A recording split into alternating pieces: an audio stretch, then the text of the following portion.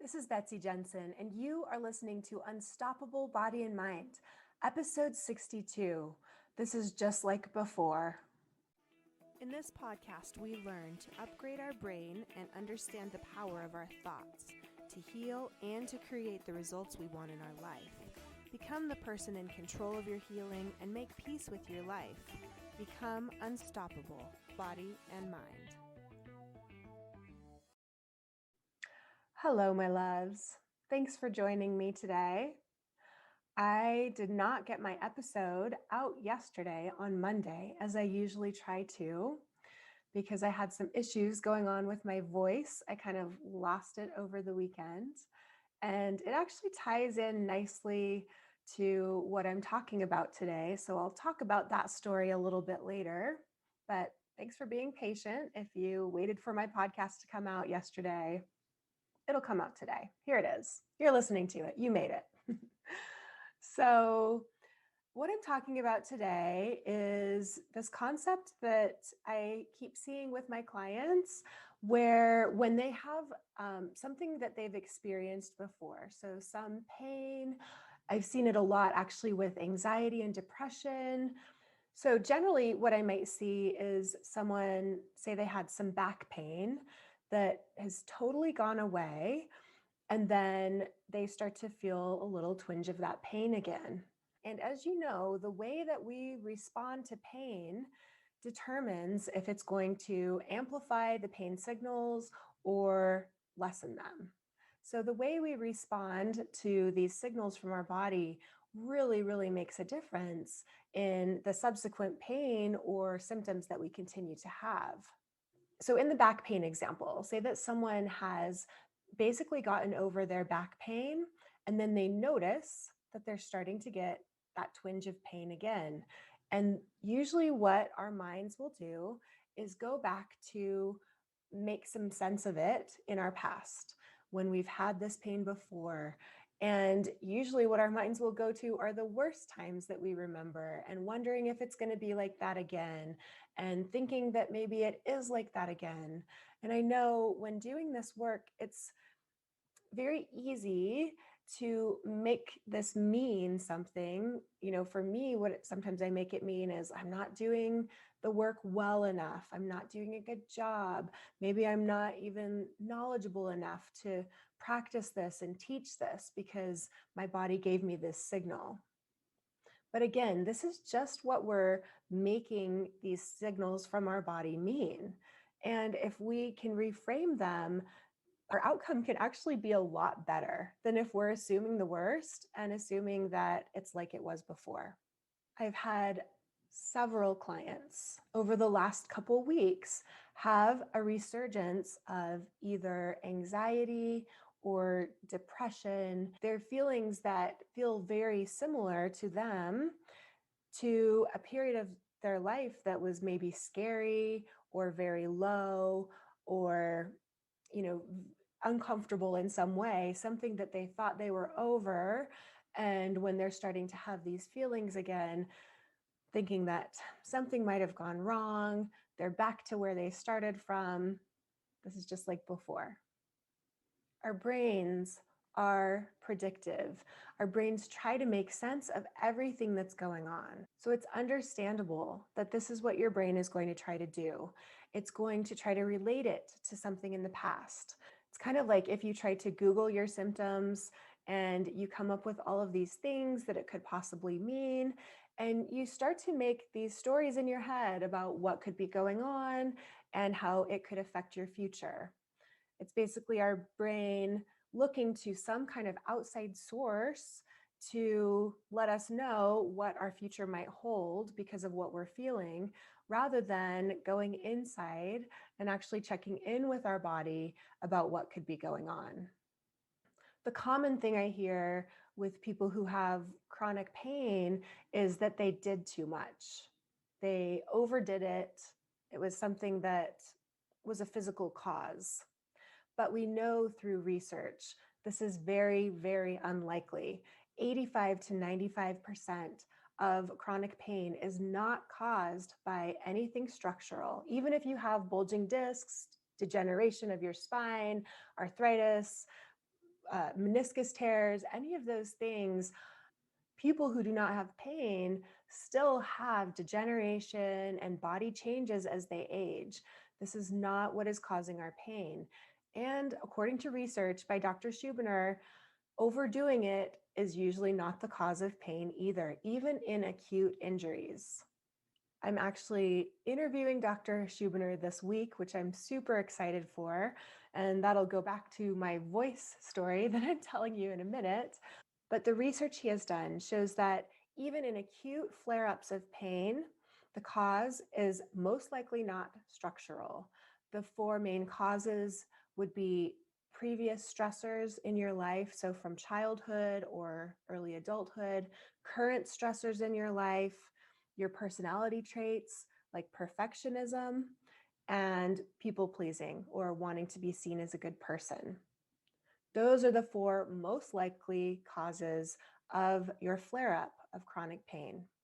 But our brains naturally go to something physical, right? If our physical body hurts, it must be because of what we did, how we moved, doing too much, not doing enough, getting too weak. It's totally logical that our brain goes to what did I do that caused this physically in my body? Our brain is predictive. It tries to make meaning. So when we think something like, this is just like before, our brain can actually create pain for us, more pain. It can do it in this predictive way. Like, if you're walking downstairs and you don't realize there's that last step, your brain can just be trying to help us out. But sometimes the shortcuts the brain takes actually end up producing more pain for us. The other reason this happens is because this pain system is triggered by the fight or flight response, by elevating your nervous system, by being in fear. And thinking that this is just like it was before usually brings people to a pretty fearful place. The worst place is usually where their brains go. And so I want you to notice if this happens to you, if you have something that reminds you, oh, this is just like before, try and catch yourself and see how that actually isn't true. Okay, so the story of my voice, losing my voice. I did go to a place on Saturday that was very loud. And when I was trying to talk, I was trying to talk loudly. For my voice, sometimes that doesn't work very well. And I kind of choked on my own spit and ended up coughing and coughing, and my throat felt pretty irritated. And I rode the mechanical bull, so I was doing some yelling that night too. Anyway, the next day, my voice was not in good shape. I felt like I was losing my voice. And that caused some concern in me because of what I do, recording a podcast. I have this interview with Dr. Schubiner coming up this week. And so my mind went to a lot of places, but among them was like, what does this mean? Why is this happening? And is this going to affect like the rest of my week? What am I going to do if this doesn't get better? Kind of a freaky place to be. And it did remind me of a time when I was in college and I had lost my voice right before the performance of a play that I'd been practicing for months. And I was playing a big role in, had a lot of speaking parts and singing. And I lost my voice right before it. It was kind of like this, where I was able to make it work, just sounded a little like huskier, maybe a little sexier. But I did think back to that time. Oh, I've had an experience before where I lost my voice. What happened then? And I did, I'll admit, I read stuff by Louise Hay, as far as what could be going on with my voice, my channel of expression, my creativity, speaking my truth. And then I also did look on Google and look at, what are the causes of what could be going on physically. And then this moment, it hit me where I was thinking about it, thinking just like I just did too much with my voice. And I thought, that sounds really exactly like what my clients say who have chronic pain and they did too much. So I started getting really skeptical. Last night I got coached And my coach would pick up on how my voice would change depending on my emotional state. So, when I was talking about something that did provoke a little more anxiety in myself, like this upcoming interview, my voice, I was losing it more and more, especially when I was thinking of like, what if I can't interview Dr. Schubiner and my voice doesn't work? And that would promote a lot of fear and my voice would get worse. And then when she got me talking about things I was excited about and the good feelings that I wanted to have and how I felt those feelings in the past, my voice became much clearer. So we really determined during that visit that my emotions were playing a large part on how my voice was sounding. And as I have decreased my fear, relied more on trust that this is emotional, this is something that I can figure out, it's going to go away, my voice sounds way better today than it did yesterday. Now, it's not completely back to normal, but my fear level has decreased so much around how I'm thinking about my voice and what the future might hold. So now I just have complete trust that it's going to be fine. And even if I sound a little raspy tomorrow, that'll be fine too.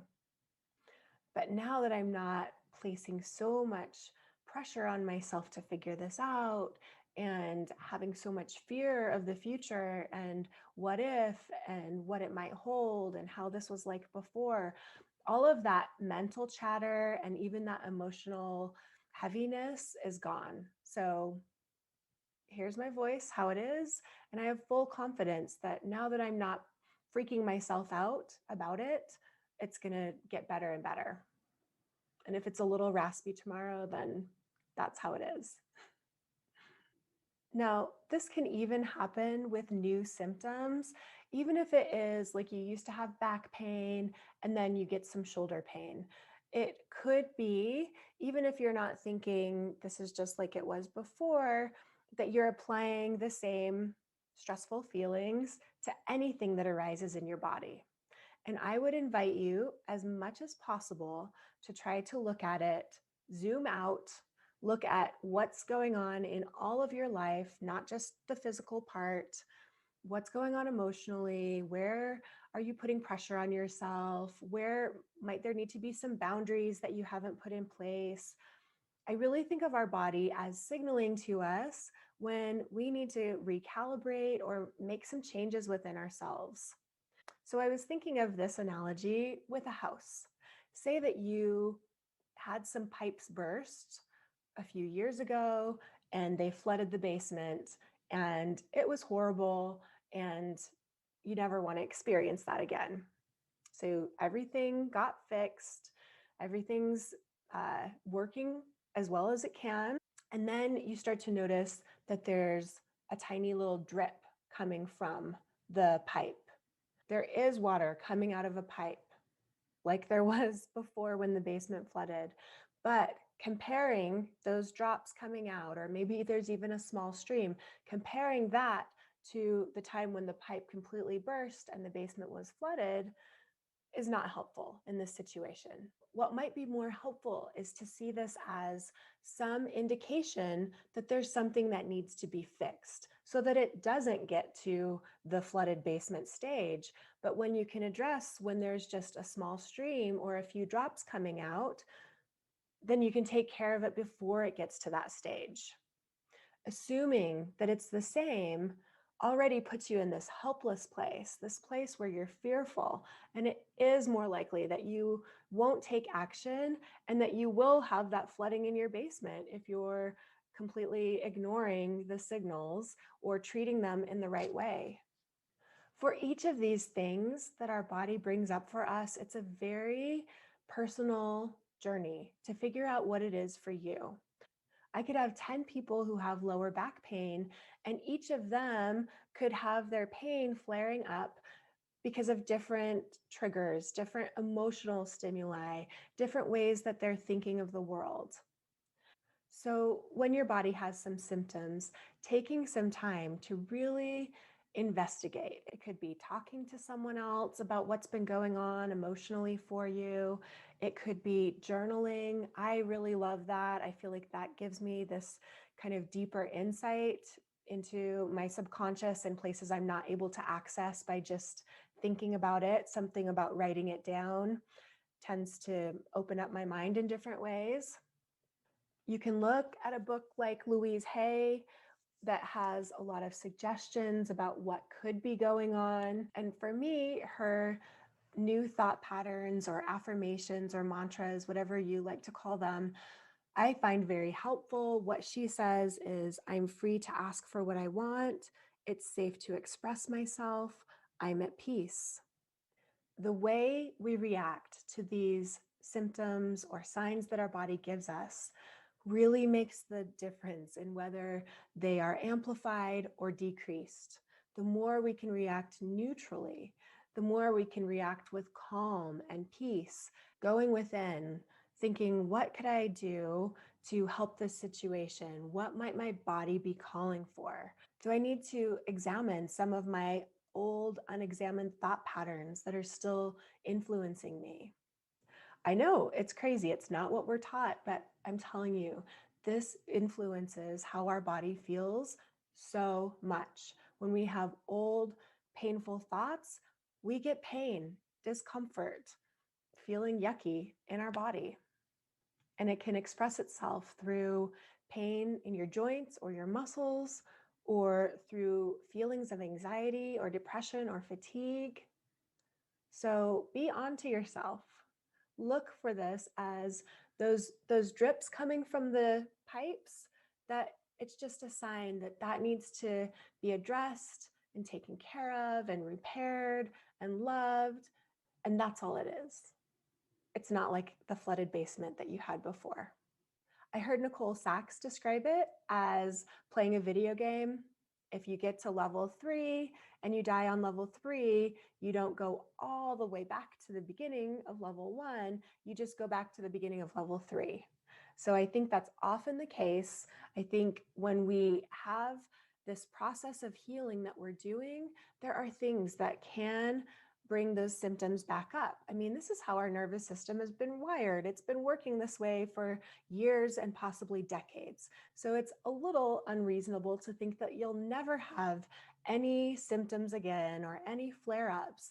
They can really just be seen as these red flags from your body, these danger signals, not because there's structurally something going on, but danger of something that you can change, something that you can look at and investigate and give yourself some compassion and self-love.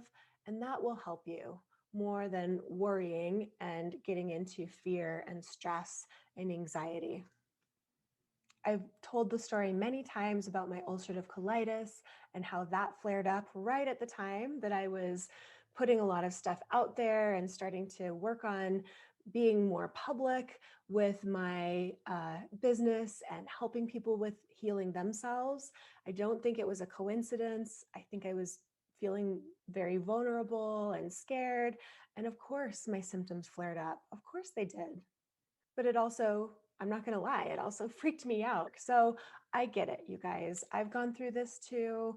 I want you to know, even with my voice, I keep going through these things and it's a learning experience. So if this comes up for you, my loves, I hope that you are able to take whatever symptoms your body gives you and calmly look at them, see what's really going on, hopefully find some way to calm yourself, decrease that fight or flight, and get into more of the rest and repair so that your body can heal. All right, have a good week. Bye. Thank you so much for listening. I hope you learned a little bit about your brain today that helps you in your life like it helped me. Please be sure and subscribe and leave a review. And of course, be sure and share this podcast with someone you know that wants an unstoppable body and mind.